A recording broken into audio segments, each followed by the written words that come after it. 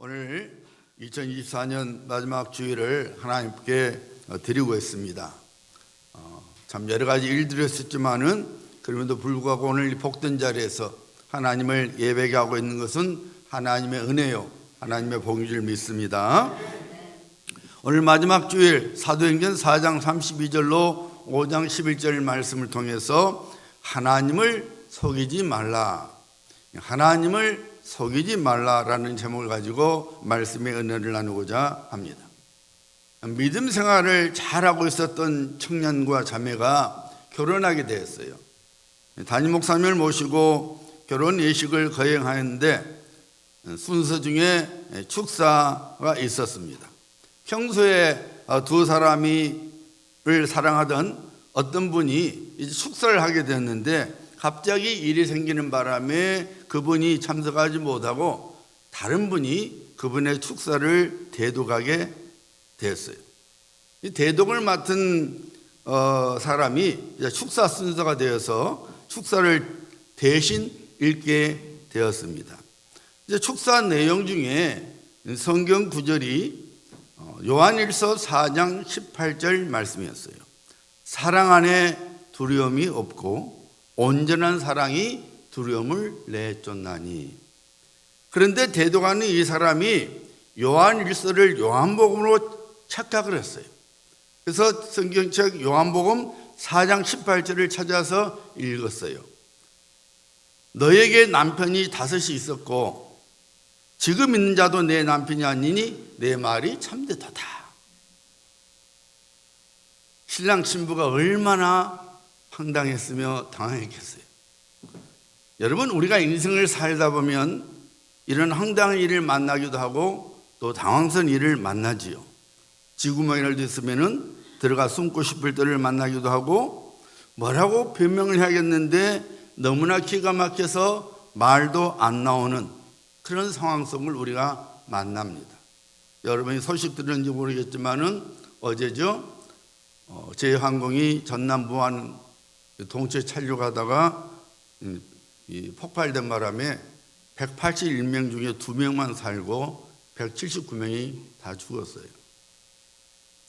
3박 5일 동안 전세배기로 태국에 여행을 갔다가 오는 길에 새가 엔진을 속에 들어가게 되고 또 랜딩 기어까지 고장이 나서 결국 동체 착륙을 시도하다가 무안 공항 활주로가 좀 짧대요. 그래서 늘리려고 지금 보수 중인데 충분히 길지 못했기 때문에 이 외벽에 부딪혀서만 이제 그런 참사가 일어나고 말았어요. 그런데 그 안에 보니까 위암 3기를 판정받고 치료함 받아서 그 어머니가 그 참 암으로부터 벗어난 것을 기뻐해서 여행을 갔다가 그런 참사를 당한 사람도 있고 또 승진해서 승진 기쁨으로 여행을 갔다가 그렇게 또 참사를 당한 사람도 있고 아마 제일 어린 아이가 3살이라 그래요. 가족들이 갔다가 가족 전체가 다 이렇게 참 참사를 당하게 된 거죠. 기가 막힌 일이죠. 암 치료를 받아서 기뻐서 승진돼서 기뻐서 온 가족이 한꺼번에 시간이 나서 기뻐서 여행을 갔다 왔는데 그렇게 될 줄 누가 상상이나 했겠습니까? 참 이 세상의 삶은 우리는 한 치 앞을 알 수가 없어요. 우리가 우리 인생을 절대로 자랑할 수가 없어요.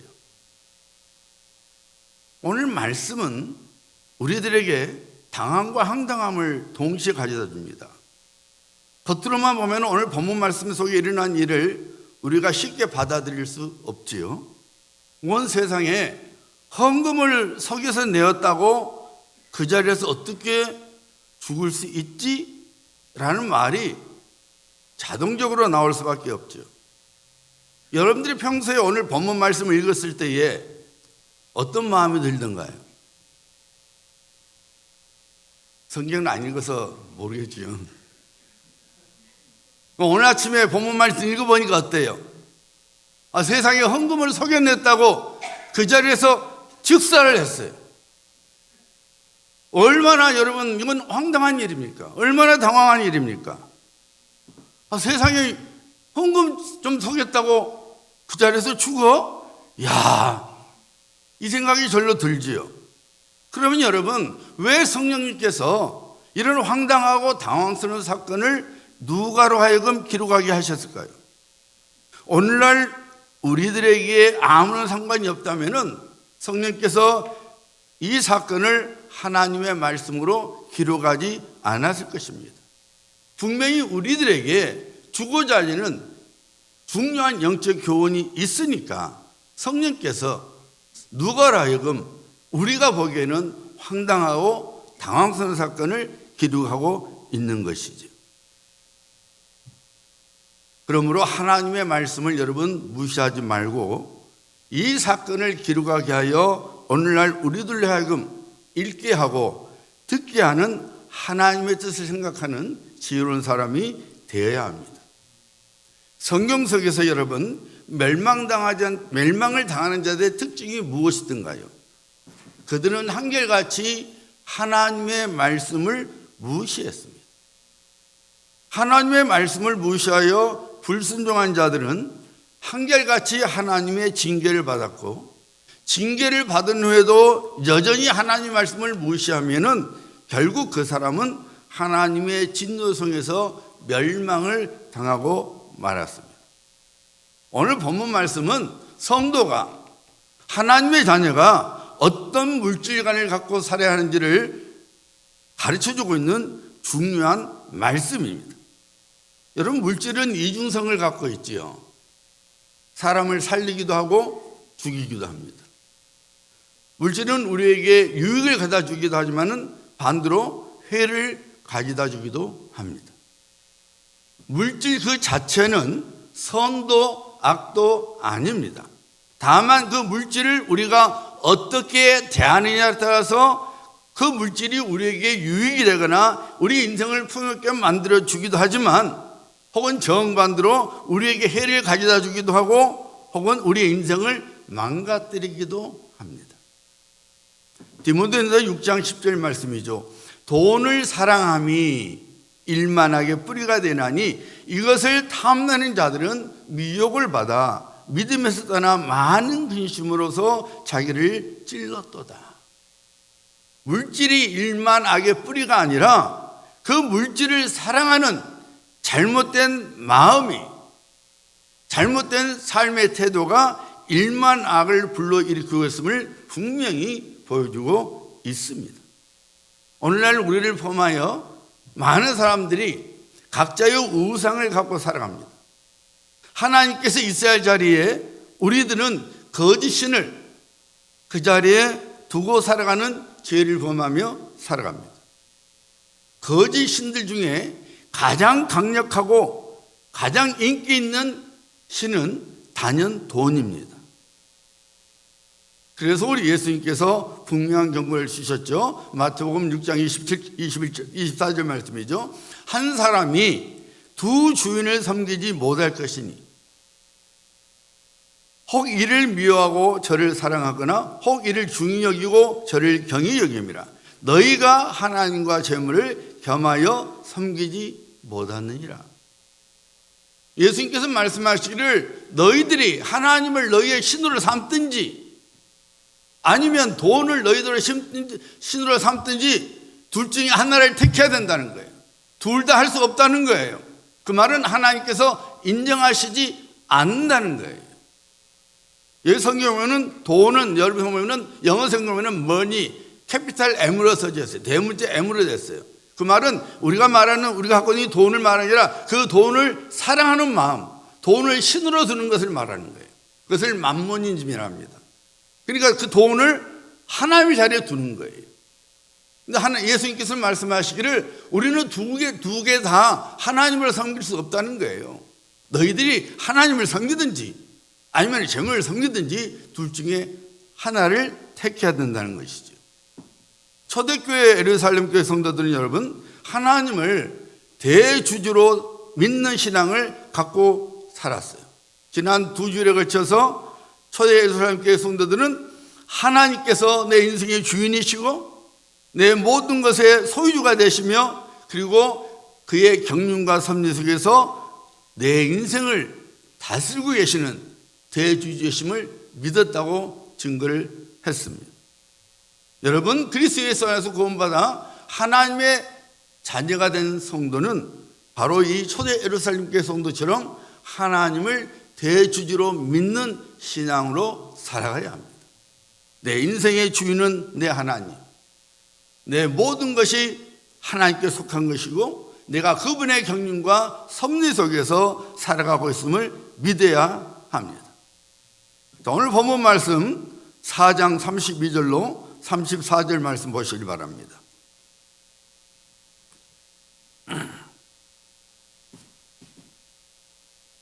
믿는 무리가 한 마음과 한 뜻이 되어 모든 물건을 서로 통용하고 자기 재물을 조금이라도 자기 것이라 하는 이가 하나도 없더라.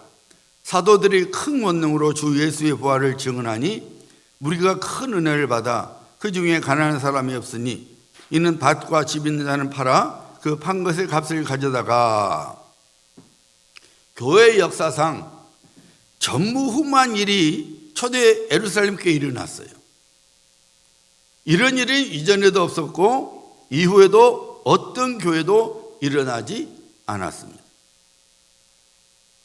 우리는 이 본문 말씀을 통해서 초대 예루살렘 교회 성도들이 어떤 물질관을 갖고 살아왔는지를 분명히 알 수 있습니다.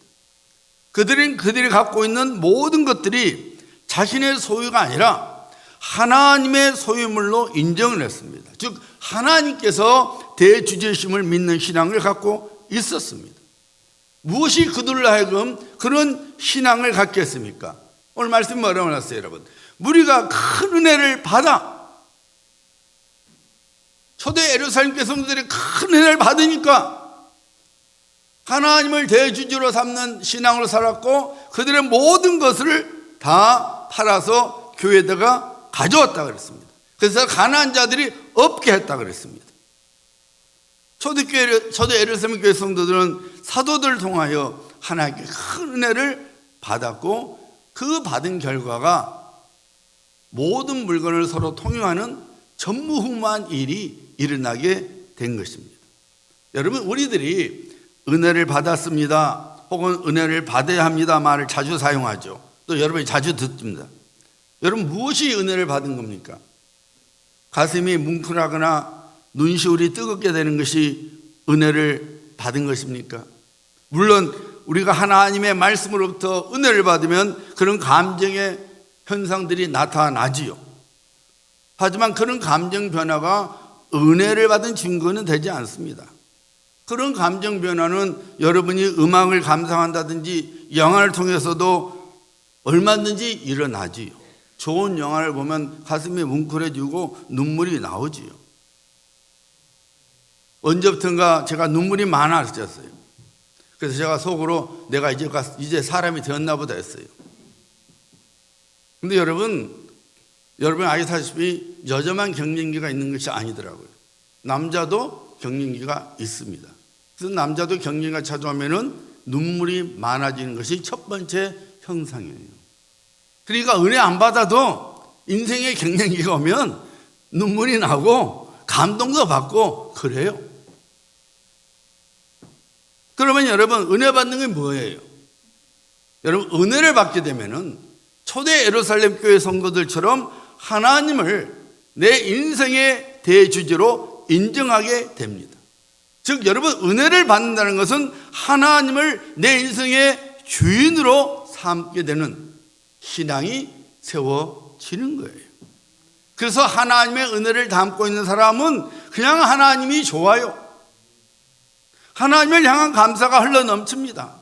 하나님의 말씀이 달고 기도하는 것이 기쁨이 되고 찬송을 부르면 저 가슴속 깊은 곳에서부터 하나님의 은혜가 생각나서 감동의 눈물을 흐르게 되고 감격의 감사의 눈물을 흐르게 됩니다.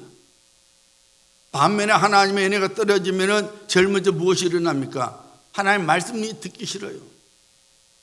말씀이 부담이 돼요.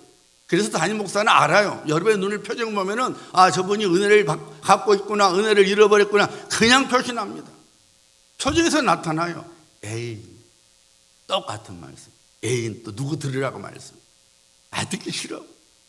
은혜가 떨어지면요, 하나님의 말씀이 그냥 부담이 돼요. 싫어요. 꼭 돌 씹는 것처럼 됩니다. 하나님의 은혜가 없으면 찬송을 해도 어떤 감격도 없어요. 하나님의 은혜가 없으면 여러분 아예 기도할 생각도 안 합니다. 하나님의 은혜가 없으면 온통 부정적인 생각으로 가득 차서 불안과 원망의 포로가 되어서 살아갑니다. 여러분, 하나님의 은혜를 품고 살아가면 물질을 자신의 신으로 삼지 아니하고 오히려 물질을 다스린 자가 되어서 하나님의 나라와 선한 일을 위하여 물질로 섬기는 지혜로운 인생을 살아가게 됩니다. 하나님께 누가 물질을 기쁨으로 드릴 수 있습니까?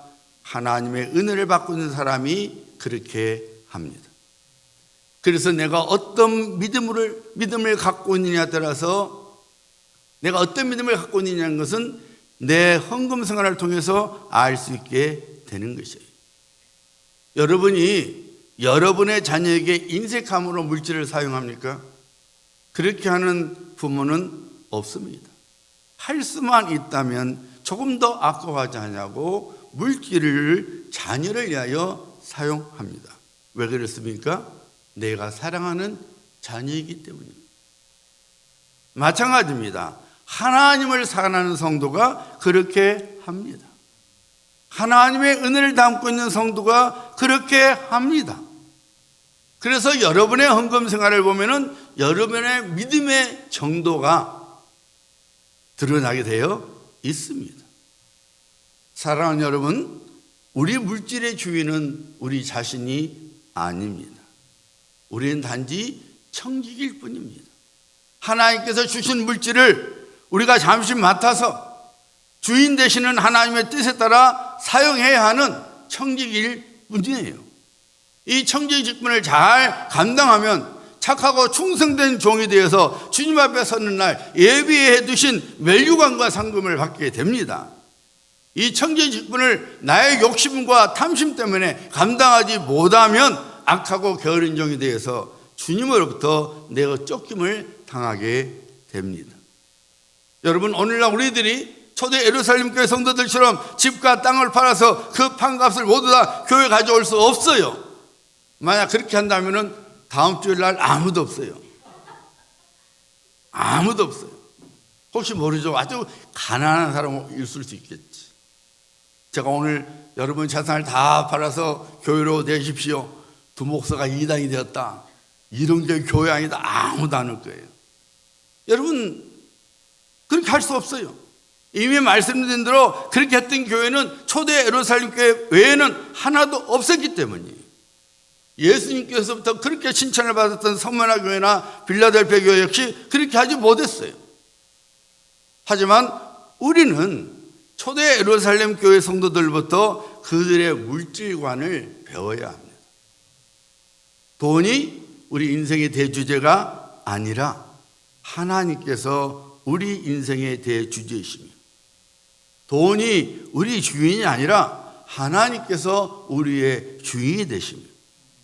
그리고 돈의 지배를 받으며 살아가는 것이 아니라 하나님의 다스림을 받아서 물질 주신 하나님의 뜻을 쫓아 물질을 지혜롭게 사용하는 성도가 되어야 합니다.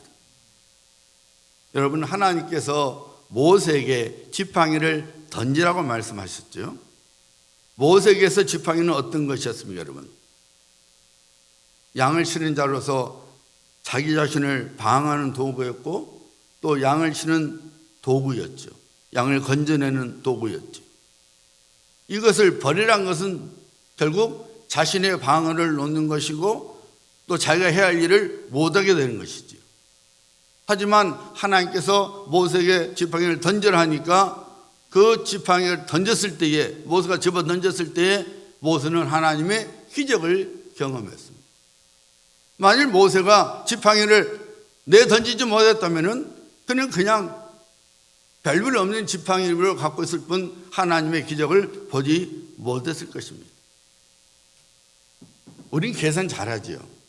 미국 사람들 참 못해요. 늘 계산기만 두드려가지고 이 암산이 안 되나 봐.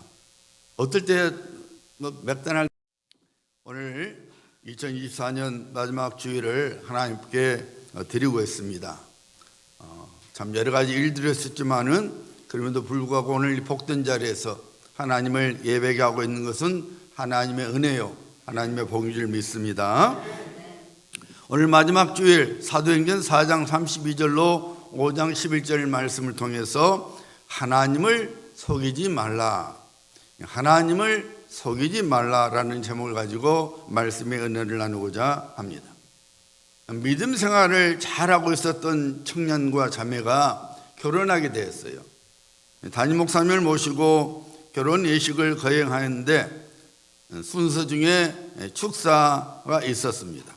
평소에 두 사람을 사랑하던 어떤 분이 이제 축사를 하게 됐는데 갑자기 일이 생기는 바람에 그분이 참석하지 못하고 다른 분이 그분의 축사를 대독하게 됐어요. 이 대독을 맡은 사람이 이제 축사 순서가 되어서 축사를 대신 읽게 되었습니다. 이제 축사 내용 중에 성경 구절이 요한일서 4장 18절 말씀이었어요. 사랑 안에 두려움이 없고 온전한 사랑이 두려움을 내쫓나니. 그런데 대독하는 이 사람이 요한일서를 요한복음으로 착각을 했어요. 그래서 성경책 요한복음 4장 18절을 찾아서 읽었어요. 너에게 남편이 5이 있었고 지금 있는 자도 내 남편이 아니니 내 말이 참되도다. 신랑 신부가 얼마나 황당했으며 당황했겠어요. 여러분, 우리가 인생을 살다 보면 이런 황당한 일을 만나기도 하고 또 당황스러운 일을 만나지요. 쥐구멍이라도 있으면은 들어가 숨고 싶을 때를 만나기도 하고 뭐라고 변명을 해야겠는데 너무나 기가 막혀서 말도 안 나오는 그런 상황 속을 우리가 만납니다. 여러분이 소식 들었는지 모르겠지만은 어제죠. 제항공이 전남 무안 동체 착륙하다가 폭발된 바람에 181명 중에 2명만 살고 179명이 다 죽었어요. 3박 5일 동안 전세배기로 태국에 여행을 갔다가 오는 길에 새가 엔진을 속에 들어가게 되고 또 랜딩 기어까지 고장이 나서 결국 동체 착륙을 시도하다가 무안 그 공항 활주로가 좀 짧대요. 그래서 늘리려고 지금 보수 중인데 충분히 길지 못했기 때문에 이 예백에 부딪혀서만 이제 그런 참사가 일어나고 말았어요. 그런데 그 안에 보니까 이암 상기를 판정받고 치료함 받아서 그 어머니가 그 참 암으로부터 벗어난 것을 기뻐해서 여행을 갔다가 우리 참사를 당한 사람도 있고 또 승진해서 승진 기쁨으로 여행을 갔다가 그렇게 또 참사를 당한 사람도 있고 아마 제일 어린 나이가 3살이라 그래요. 가족들이 갔다가 가족 전체가 다 이렇게 참 참사를 당하게 된 거죠. 기가 막힌 일이죠. 암 치료를 받아서 기뻐서 승진돼서 기뻐서 온 가족이 한꺼번에 시간이 나서 기뻐서 여행을 갔다 왔는데 그렇게 될 줄 누가 상상이나 했겠습니까? 참 이 세상의 삶은 우리는 한치 앞을 알 수가 없어요. 우리가 우리 인생을 절대로 자랑할 수가 없어요. 오늘 말씀은 우리들에게 당함과 황당함을 동시에 가져다 줍니다. 겉으로만 보면 오늘 본문 말씀 속에 일어난 일을 우리가 쉽게 받아들일 수 없지요. 온 세상에 헌금을 속여서 내었다고 그 자리에서 어떻게 죽을 수 있지? 라는 말이 자동적으로 나올 수밖에 없죠. 여러분들이 평소에 오늘 본문 말씀을 읽었을 때에 어떤 마음이 들던가요? 성경은 안 읽어서 모르겠지요. 오늘 아침에 본문 말씀 읽어보니까 어때요? 세상에 헌금을 속여냈다고 그 자리에서 즉사를 했어요. 얼마나 여러분 이건 황당한 일입니까? 얼마나 당황한 일입니까? 세상에 헌금 좀 속였다고 그 자리에서 죽어? 이 생각이 절로 들지요. 그러면 여러분, 왜 성령님께서 이런 황당하고 당황스러운 사건을 누가로 하여금 기록하게 하셨을까요? 오늘날 우리들에게 아무런 상관이 없다면은 성령께서 이 사건을 하나님의 말씀으로 기록하지 않았을 것입니다. 분명히 우리들에게 주고자 하는 중요한 영적 교훈이 있으니까 성령께서 누가로 하여금 우리가 보기에는 황당하고 당황스러운 사건을 기록하고 있는 것이죠.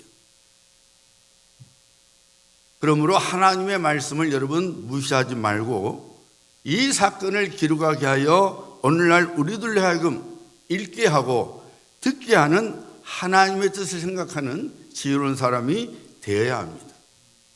성경 속에서 여러분 멸망을 당하는 자들의 특징이 무엇이든가요?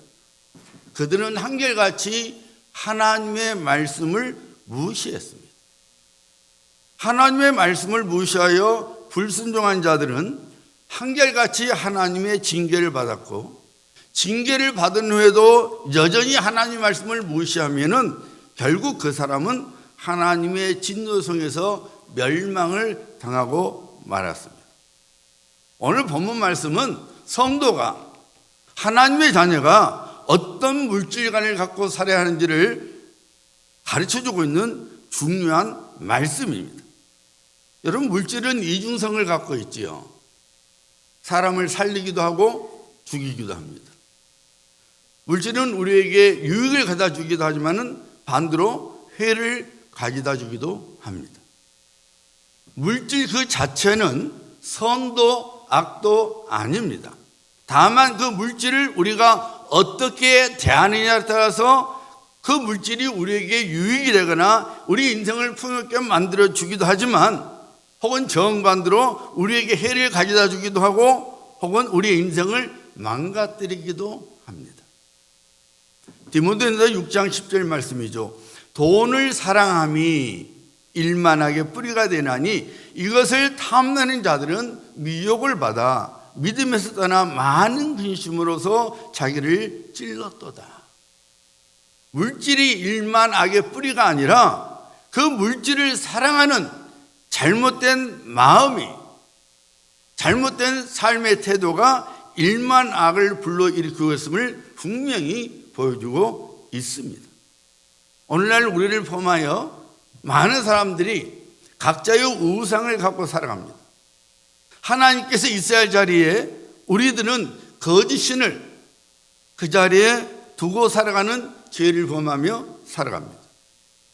거짓신들 중에 가장 강력하고 가장 인기 있는 신은 단연 돈입니다. 그래서 우리 예수님께서 분명한 경고를 주셨죠. 마태복음 6장 24절 말씀이죠. 한 사람이 두 주인을 섬기지 못할 것이니 혹 이를 미워하고 저를 사랑하거나 혹 이를 중히 여기고 저를 경히 여김이라. 너희가 하나님과 재물을 겸하여 섬기지 못하느니라. 예수님께서 말씀하시기를 너희들이 하나님을 너희의 신으로 삼든지 아니면 돈을 너희들의 신으로 삼든지 둘 중에 하나를 택해야 된다는 거예요. 둘 다 할 수 없다는 거예요.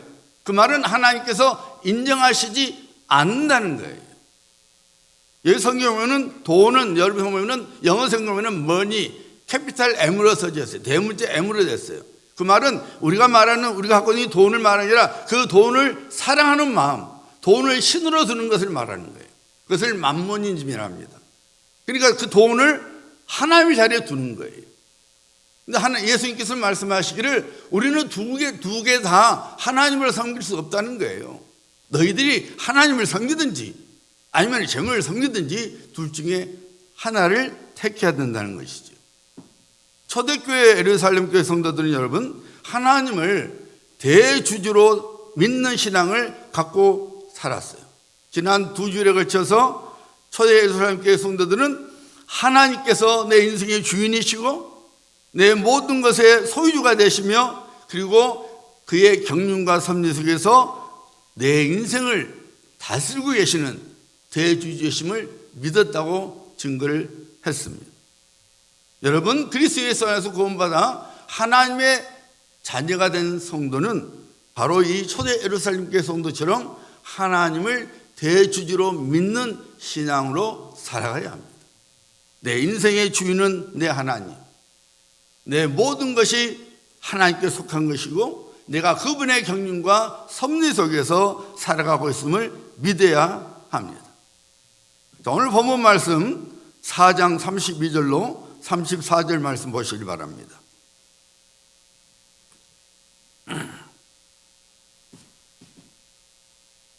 믿는 무리가 한 마음과 한 뜻이 되어 모든 물건을 서로 통용하고 자기 재물을 조금이라도 자기 것이라 하는 이가 하나도 없더라.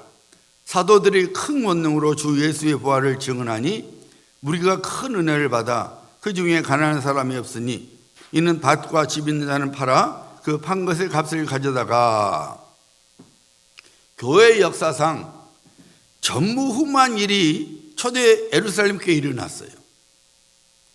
이런 일은 이전에도 없었고 이후에도 어떤 교회도 일어나지 않았습니다. 우리는 이 본문 말씀을 통해서 초대 예루살렘 교회 성도들이 어떤 물질관을 갖고 살아왔는지를 분명히 알 수 있습니다. 그들이 갖고 있는 모든 것들이 자신의 소유가 아니라 하나님의 소유물로 인정을 했습니다. 즉 하나님께서 대주제심을 믿는 신앙을 갖고 있었습니다. 무엇이 그들로 하여금 그런 신앙을 갖게 했습니까? 오늘 말씀 뭐라고 나왔어요, 여러분? 무리가 큰 은혜를 받아. 초대 예루살렘 교회 성도들이 큰 은혜를 받으니까 하나님을 대주주로 삼는 신앙으로 살았고 그들의 모든 것을 다 팔아서 교회에다가 가져왔다 그랬습니다. 그래서 가난한 자들이 없게 했다 그랬습니다. 초대 예루살렘 교회 성도들은 사도들을 통하여 하나님께 큰 은혜를 받았고 그 받은 결과가 모든 물건을 서로 통용하는 전무후무한 일이 일어나게 된 것입니다. 여러분 우리들이 은혜를 받았습니다 혹은 은혜를 받아야 합니다 말을 자주 사용하죠. 또 여러분이 자주 듣습니다. 여러분 무엇이 은혜를 받은 겁니까? 가슴이 뭉클하거나 눈시울이 뜨겁게 되는 것이 은혜를 받은 것입니까? 물론 우리가 하나님의 말씀으로부터 은혜를 받으면 그런 감정의 현상들이 나타나지요. 하지만 그런 감정 변화가 은혜를 받은 증거는 되지 않습니다. 그런 감정 변화는 여러분이 음악을 감상한다든지 영화를 통해서도 얼마든지 일어나지요. 좋은 영화를 보면 가슴이 뭉클해지고 눈물이 나오지요. 언제부턴가 제가 눈물이 많아졌어요. 그래서 제가 속으로 내가 이제 사람이 되었나 보다 했어요. 근데 여러분 아시다시피 여자만 경련기가 있는 것이 아니더라고요. 남자도 경련기가 있습니다. 그래서 남자도 경련기가 찾아오면은 눈물이 많아지는 것이 첫 번째 형상이에요. 그러니까 은혜 안 받아도 인생의 경련기가 오면 눈물이 나고 감동도 받고 그래요. 그러면 여러분 은혜 받는 게 뭐예요? 여러분 은혜를 받게 되면은 초대 예루살렘 교회 성도들처럼 하나님을 내 인생의 대주주로 인정하게 됩니다. 즉 여러분 은혜를 받는다는 것은 하나님을 내 인생의 주인으로 삼게 되는 신앙이 세워지는 거예요. 그래서 하나님의 은혜를 담고 있는 사람은 그냥 하나님이 좋아요. 하나님을 향한 감사가 흘러넘칩니다. 하나님의 말씀이 달고 기도하는 것이 기쁨이 되고 찬송을 부르면 저 가슴속 깊은 곳에서부터 하나님의 은혜가 생각나서 감동의 눈물을 흐르게 되고 감격의 감사의 눈물을 흐르게 됩니다. 반면에 하나님의 은혜가 떨어지면은 제일 먼저 무엇이 일어납니까? 하나님 말씀이 듣기 싫어요. 말씀이 부담이 돼요. 그래서 담임 목사는 알아요. 여러분의 눈을 표정 보면은 저분이 은혜를 갖고 있구나, 은혜를 잃어버렸구나, 그냥 표시납니다. 표정에서 나타나요. 에이, 똑같은 말씀. 에이, 또 누구 들으라고 말씀. 듣기 싫어. 은혜가 떨어지면요, 하나님 말씀이 그냥 부담이 돼요. 싫어요. 꼭 돌 씹는 것처럼 됩니다. 하나님의 은혜가 없으면 찬송을 해도 어떤 감격도 없어요. 하나님의 은혜가 없으면 여러분 아예 기도할 생각도 안 합니다. 하나님의 은혜가 없으면 온통 부정적인 생각으로 가득 차서 불안과 원망의 포로가 되어서 살아갑니다. 여러분, 하나님의 은혜를 품고 살아가면 물질을 자신의 신으로 삼지 아니하고 오히려 물질을 다스린 자가 되어서 하나님의 나라와 선한 일을 위하여 물질로 섬기는 지혜로운 인생을 살아가게 됩니다. 하나님께 누가 물질을 기쁨으로 드릴 수 있습니까? 하나님의 은혜를 받고 있는 사람이 그렇게 합니다. 그래서 내가 어떤 믿음을 갖고 있느냐에 따라서 내가 어떤 믿음을 갖고 있느냐는 것은 내 헌금 생활을 통해서 알 수 있게 되는 것이에요. 여러분이 여러분의 자녀에게 인색함으로 물질을 사용합니까? 그렇게 하는 부모는 없습니다. 할 수만 있다면 조금 더 아까워하지 않냐고 물질을 자녀를 위하여 사용합니다. 왜 그렇습니까? 내가 사랑하는 자녀이기 때문입니다. 마찬가지입니다. 하나님을 사랑하는 성도가 그렇게 합니다. 하나님의 은혜를 담고 있는 성도가 그렇게 합니다. 그래서 여러분의 헌금 생활을 보면은 여러분의 믿음의 정도가 드러나게 되어 있습니다.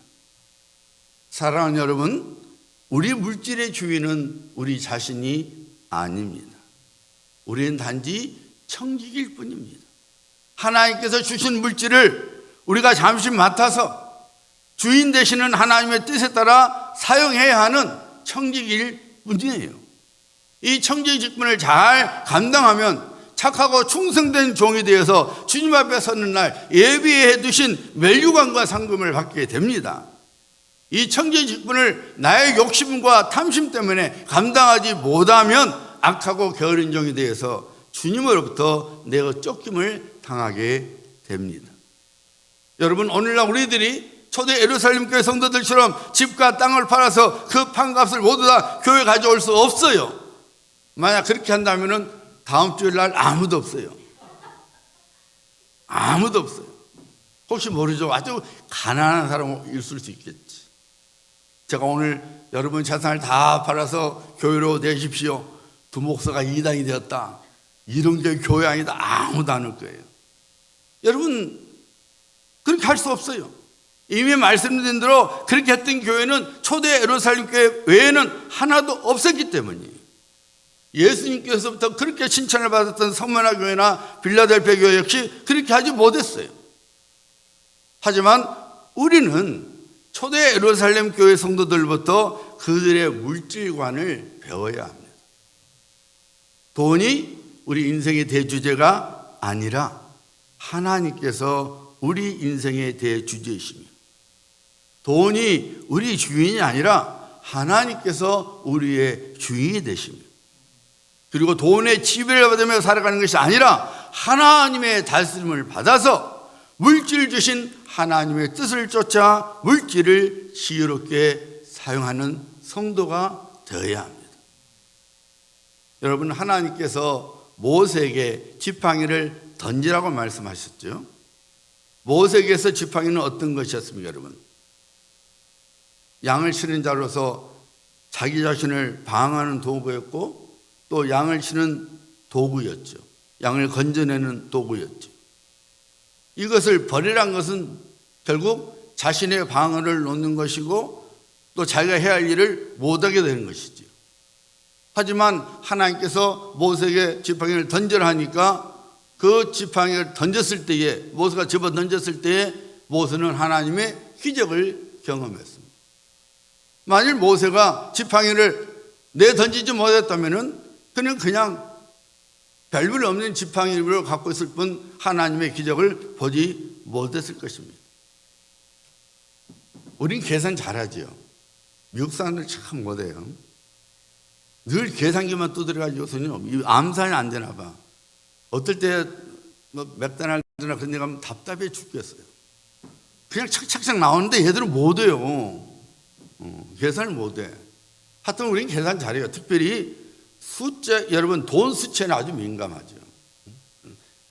근데 여러분 계산법에 보면은 5 더하기 2는 뭡니까? 7입니다. 갑자기 쉬워서 답이 안 나옵니까? 우리 계산법에 보면은 5 더하기 2는 7이에요. 근데 여러분 하나님의 계산법에 의하면은 5 더하기 2는 5천 더하기 12강조래요.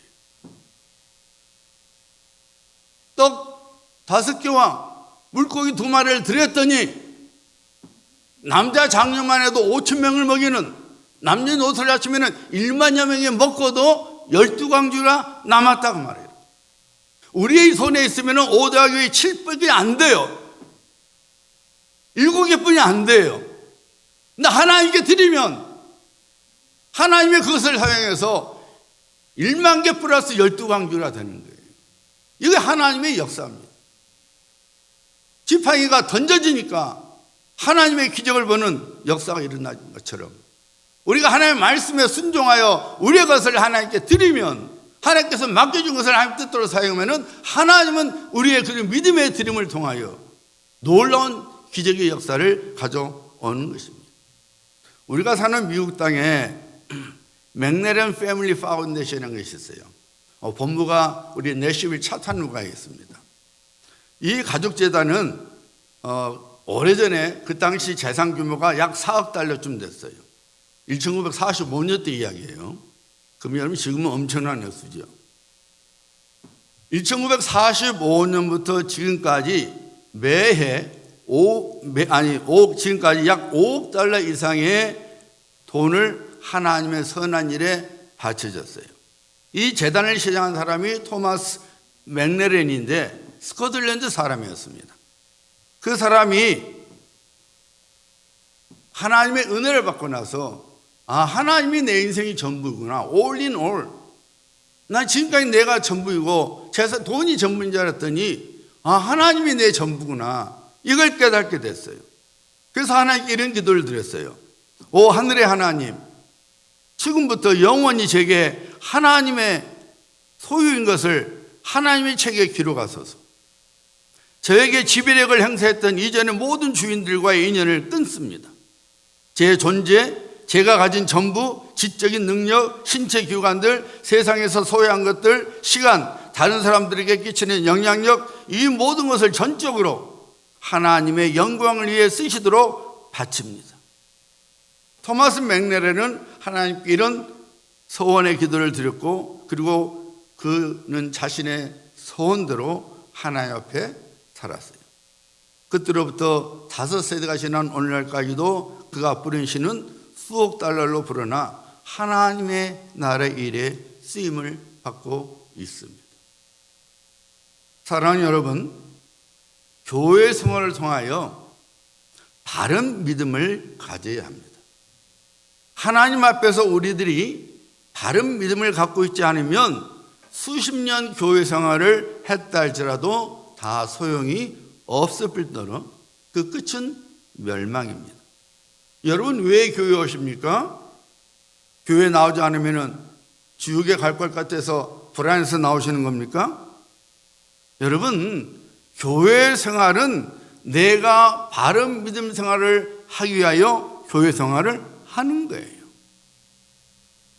만약 내가 교회 생활을 통해서 바른 믿음을 갖지 못하면 그 사람은 종교 생활을 하는 거예요. 그냥 몸만 왔다 갔다 하는 것이죠. 마치 겉으로는 주일 성도하는 것 같지요. 하지만 그것은 신앙이 아닙니다. 종교 생활이에요. 믿음이 아닙니다. 이런 종교 생활은 아무리 수십 년, 50년 이상 해도 그 끝은 멸망입니다. 여러분 교회 다닌다는 것은 내가 하나님 앞에서 참된 성도요, 참된 그리스도인이 되기 위하여 신앙생활을 하는 것이고 교회생활을 하는 것입니다. 그러니까 교회생활을 통하여 여러분이 바른 믿음 생활을 하도록 훈련받아야 되고 배워야 되고 또 그렇게 살아가야 합니다. 여러분들 귀에 조금 의아하게 들릴지 모르지만은 진실되게 교회생활을 하는 것은 여러분 좀 불편하고 어렵습니다. 오늘날 수많은 사람들이 선호하는 교회는 편한 것을 제공하는 교회지요. 편안한 시설, 편안한 공간, 편안한 메시지, 편안한 사람들, 그리고 편안한 교회 활동 등을 제공하는 교회가 좋은 교회라 생각하고 또 그런 교회를 다니고자 합니다. 하지만 여러분 가만히 생각해 보세요. 편안한 교회를 찾는 동기가 뭐예요? 자기 자신을 이해합니다. 모든 것의 중심에 자기 자신이 있습니다. 거기에는 하나님께서 전혀 계시지 않습니다. 기껏해야 하나님은 들러리밖에 안 됩니다. 그런 교회 생활은 우상 숭배를 하고 있는 것과 마찬가지예요. 믿음 생활을 하는 것은 또 바르게 교회 생활을 하는 것은 내 육체의 욕심과 내 육체의 어떤 익숙한 것에 반대가 되기 때문에 진실되게 교회 생활을 하는 것, 진실되게 신앙생활을 하는 것은 사실 어떻게 생각하면 매우 불편하고 어렵습니다. 하지만 믿음으로 하나님의 은혜를 받게 되면 그 모든 불편함이 사라지는 거예요. 오히려 감사가 되는 거예요. 하나님께서 나 같은 것을 이렇게 사랑하시고 하나님을 위하여 내가 뭔가 드릴 수 있고 내가 하나님을 위하여 뭔가 할 수 있게 하시니 하나님 감사합니다. 하나님의 은혜가 들어오게 되면 그 불편함이 감사가 되는 거예요. 사랑하는 성도님들, 교회 생활은 호텔 생활이 아닙니다. 모든 것을 다 청소해놓고 모든 걸 다 준비해갖고 나는 와서 누리기만 하는 것이 교회 생활이 아니에요, 여러분. 여러분, 교회는 마치 집과 같습니다. 내 집에서 내 집을 통해서 무언가를 누리고자 한다면 내가 먼저 내 집을 섬기지 않으면 안 되죠. 여러분이 지금 누가 청소합니까? 여러분이 하잖아요. 여러분이 집에서 밥을 먹고자 할 때 누가 합니까? 여러분이 합니다. 여러분, 내가 행복한 가정, 행복한 집을 세우고자 한다면 내가 그렇게 해야 합니다. 내가 내 가정을 섬길 때에 내 가정에 웃음꽃이 피어나고 기쁨이 흘러넘치게 되는 것이죠. 마찬가지입니다. 교회가 그러합니다. 남이 해주는 것이 아니라 내가 그리스도 없는 교회를 이루고 있는 지침을 믿고 내가 교회를 섬겨나갈 때에 내 교회가 기쁨으로 채워지는 거예요. 내가 주님을 위하여 교회를 몸된 지체로서 교회를 위하여 내가 섬길 때에 내 교회가 행복한 교회가 되는 거예요. 누가 만들어주는 것이 아니에요. 지체인 내가 교회를 섬길 때 그 내 교회가 기쁨이 되고 웃음이 되고 행복이 되는 것입니다. 하나님께서 그리스도 예수 안에서 우리를 하나님의 자녀 되게 하시고 그리스도 몸된 교회를 지체로 불러주신 것은 우리가 다 함께 하나님의 교회를 아름답게 그리고 거룩하게 세워가라는 바로 그것이에요. 나에 달렸어요. 우리 교회는 왜 그럴까? 그건 당신 때문이야. 그 말을 하는 사람 때문이에요. 교회에서 우리 교회 누가 했다는 소리 아니에요. 교회에서 불평하는 사람은 교회를 하나도 안 한 사람입니다. 교회 열심히 하는 분들은요 절대 불평이 입에서 나오지 않아요. 여러분 봐보세요. 한번 주변에 교회 열심히 섬기는 사람은요 절대 교회 불평 안 합니다. 말만 하고 아무도 안 하는 사람이 불평해요. 참 이상하죠? 여러분, 우리는 그리스도 몸된 지체로서 하나님의 가족이고 하나님의 집을 이루고 있는 공동체예요. 이 공동체가 아름다워지려면, 이 공동체가 거룩해지려면, 이 공동체가 기쁨과 감사로 채워지려면 내가 지체로서 섬겨야 되는 거예요. 하나님을 사랑하십니까? 하나님을 사랑하는 성도는 하나님의 교회를 사랑하게 되어 있고 또한 사랑합니다. 여러분, 우리가 우리 자녀들 섬기는 것이, 우리 교회 자녀들 양육하는 것이, 섬기는 것이 쉽습니까? 어렵죠. 정말 어렵습니다. 그래도 여러분 뭐예요? 나 저놈 내 자식 안 할래. 그럽니까? 힘들지만은 내게는 기쁨이에요. 내 자녀이기 때문에. 내 자녀를 섬기는 것이 힘들지만 그래도 기쁨이 되는 거예요. 여러분, 우리가 하나님의 교회가 바로 그런 거예요. 내가 하나님의 자녀이기 때문에 내가 하나님의 교회를 섬긴다는 것은, 또 하나님을 섬기는 것은 쉽지 않아서 힘들지만은, 그러나 내가 하나님을 사랑하기 때문에 그것이 기쁨이 되는 것입니다. 그런데 여러분 있잖아요, 우리가 아무리 자녀를 위해서 힘써도 상급 없어요. 그나마 부모 은혜를 알아주면 땡큐지, 상급 없어요. 그런데 여러분, 우리가 하나님을 섬기면, 하나님을 사랑해서 하나님을 섬기면 하나님은 이 땅에서도 복을 주실 뿐만 아니라 우리가 천국에 가서 주님 앞에 섰는 날에도 영원한 상급을 받게 됩니다. 제발 오늘 아침 하나님께 예배드리는 모두는 바른 교회 생활을 통해서 진실되고 충성스러운 하나님의 사람 되시기를 예수님의 이름으로 축복합니다. 다시 본래 주제로 돌아갑니다. 여러분, 바른 믿음이 무엇입니까? 우리 인생의 주인이 하나님이시라는 것을 믿는 거예요. 그래서 내게 있는 모든 것들이 물질이든지 재능이든지 지식이든지 하나님께 드려져서 그의 영광을 위하여, 그의 나라를 위하여 쓰임받도록 해야 합니다. 에서는 자신의 배를 채우기 위하여 장자권을 무시했습니다. 그 바람에 모든 복이 야곱에게로 흘러들어갔습니다. 삼손은 한순간에 쾌락을 위하여 하나님의 비밀을 팔아버렸습니다. 그 결과로 그는 양눈이 뽑히고 쇠사슬에 묶인 채 무거운 맷돌을 돌리는 비참함에 빠지고 말았습니다. 발람은 발락이 준 뇌물에 눈이 어두워서 하나님의 경고를 무시했죠. 그 결과 그는 나중에 이스라엘 백성들로부터 비참한 죽음을 당해야만 했습니다. 가룟 유다는 은 30에 그만 예수님을 배반해서 팔아버렸습니다. 그 결과로 그는 차라리 태어나지 않았더라면 더 좋았을 것이라는 가장 비참한 인생으로 떨어지고 말았습니다.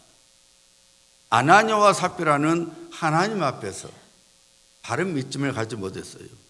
진실된 그리스도로서 하나님께 헌금을 한 것이 아니라 남의 눈을 의식하는 종교적인 마음으로 물질을 사도들에게 가져왔습니다. 하나님보다는 자기 체면이 먼저였습니다. 그래서 다른 사람들이 재산을 팔아 그 판값을 교회로 가져오니까 그들도 좋은 신앙인 것처럼 보이고 싶어서 그의 소유를 팔아서 그 판값 일부를 전부인 것처럼 교회로 가져왔습니다. 아나니아와 삽비라는 진실보다는 체면이 더 소중했습니다. 사랑과 헌신보다는 자기 자랑과 자기 의의를 더 위에 두었습니다. 그 바람에 그들은 마귀의 게임을 받아서 그만 성령 하나님을 속이는 죄를 범하고 말았습니다. 오늘 본문 말씀 5장 3절을 읽으시길 바랍니다.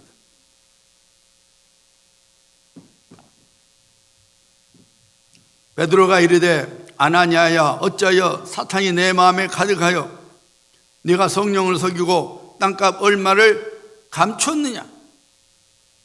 아나니아와 삽비라가 죽임을 당한 까닭이 바로 여기 있어요. 여러분, 하나님의 말씀을 잘못 이해하시면 안 됩니다. 아나니아와 삽비라가 죽임을 당한 것은 그들이 자신의 소유를 다 하나님께 드리지 않아서가 절대로 아닙니다. 혹은 많이 안 드리고 조금만 드려서 하나님께 미움을 받아서 그렇게 죽임을 당한 것이 절대로 아닙니다. 그들이 죽임을 당한 것은, 그들의 죄는 뭐였습니까? 성령 하나님을 속일 수 있다고 생각했었던 것에 있었어요. 성령 하나님을 속일 수 있다는 착각 속에서 그 두 사람의 탐심의 포로가 되니까 그 틈을 타서 마귀가 들어왔고, 마귀가 그들의 인생을 도둑질하고 멸망하고 결국 무너뜨리게 만든 것이죠. 여러분, 아나니아와 삽비라를 생각하면 누가 떠오릅니까? 바로 요소에 나오는 아간입니다. 아간 역시 하나님의 명령을 무시했죠. 하나님께서 다 태우라 그랬어요. 요소를 통해서 다 태우라 그랬어요. 너무 좋은 네트워크가 있는 거예요. 신할사 네트워크가 최고 민크 호텔가 있는 거예요. 금은이 있는 거예요. 와, 이걸 왜 태워? 하나님의 말씀을 무시하고 숨겨두었죠. 결국 어떻게 됐습니까? 하나님을 속일 수 있다 생각했죠, 그가. 하지만 그는 모든 것이 맹맹백백하게 드러나고 결국 돌로 침을 받아 죽고 말았습니다. 그가 죽은 골짜기를 아골 골짜기라고 이스라엘 백성들이 불렀죠. 아골의 의미는 괴로움입니다. 하나님을 속이려 들다가 마귀에게 인생을 도적질 당하고 괴로움의 인생이 되고 말았다는 거예요.